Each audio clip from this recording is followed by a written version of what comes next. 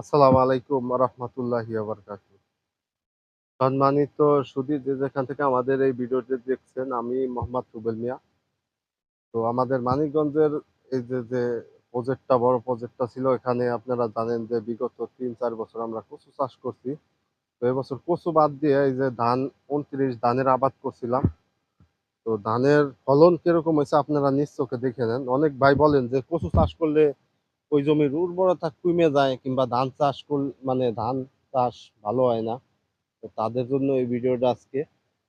তো আপনারা জানেন কাজের সুবাদে আমরা বিভিন্ন কাজে ব্যস্ত থাকার কারণে এই করতে পারি না, আপনাদের ভিডিও দিতে পারি না। তো এইবার বাম্পার ধানের ফলন হচ্ছে, পাশাপাশি এই ধান ক্ষেতের জমির ভিতরে কিন্তু মাছ মাছ চাষ করা হইতেছে এখানে। বিভিন্ন জাতের মাছ, আপনি বাটা, তারপরে তেলাপিয়া, বিভিন্ন মিশ্র মাছ চাষ করা হইতেছে। তো অনেক ভাই জিজ্ঞেস করেন যে প্রচুর জমিতে আপনার কিরকম ফলন হয় ধানের, কিংবা পরবর্তীতে ধান আবাদ করা যায় কিনা। তো তারা নিজ চোখে একটু দেখে নেন যে কিরকম ফলন হয়েছে। আপনাদেরকে একটু জুম করে দেখানোর চেষ্টা করতেছি, যেহেতু জমিতে কাদা, নাম্বার পারতেছি না। তো মাসাল্লাহ কি পরিমাণে ফলন হয়েছে এই জমিতে, আল্লাহ তাআলা দিচ্ছে, দেখেন আপনার নিজ হাতে আর দিচ্ছে আল্লাহ তাআলা। ফলন খুব বাম্পার ফলন হয়েছে আল্লাহর রহমতে। তো এই ছিল ভিডিও। ওই যে কিছু জায়গা থেকে যে ধান কাটা হইতেছে, আপনারা সবাই আমাদের জন্য দোয়া করবেন। সবাই সুস্থ থাকবেন, ভালো থাকবেন। ধান এবং মাছের চাষ এখানে একসাথে হইতেছে। পরবর্তীতে আমরা আপনাদেরকে দেখানোর চেষ্টা করবো যে কি পরিমাণে মাছ চাষ হয়েছে।